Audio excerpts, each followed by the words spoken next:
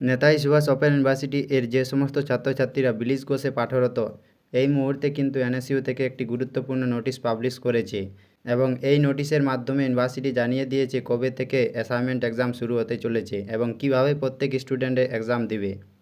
একটি link university থেকে এই নোটিশে দেওয়া রয়েছে।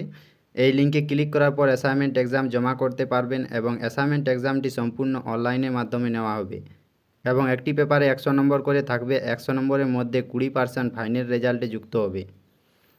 অ্যাসাইনমেন্ট এক্সাম শুরু হতে চলেছে 7/6/2024 দুপুর 2টো থেকে এবং শেষ হবে 14/6/2024 দুপুর 2টো এর সময়।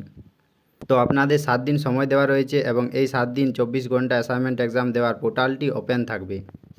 একটি পেপারের জন্য 3 ঘন্টা সময় দেওয়া রয়েছে। 3 ঘন্টা এর মধ্যে একটি পেপারের এক্সাম কমপ্লিট করতে হবে এবং প্রত্যেক স্টুডেন্টকে অ্যাসাইনমেন্ট স্লিপ ডাউনলোড করতে হবে এবং নিজের কাছে প্রিন্ট আউট করে রেখে নিতে হবে, কারণ ইউনিভার্সিটি থেকে বলে দেওয়া হয়েছে যে এই স্লিপটি অন্য কারো কাছে শেয়ার করা যাবে না। অনেক অপেক্ষার পর বিএলআইসের অ্যাসাইনমেন্ট এক্সাম শুরু হতে চলেছে। বিগত 2 বছর ধরে বিএলআইসে এবং পিজি এর অ্যাসাইনমেন্ট এক্সাম একসাথে হয়, তো অনুমান সহকারে বলা যাচ্ছে পিজিদের অ্যাসাইনমেন্ট এক্সাম খুব শীঘ্রই হতে চলেছে।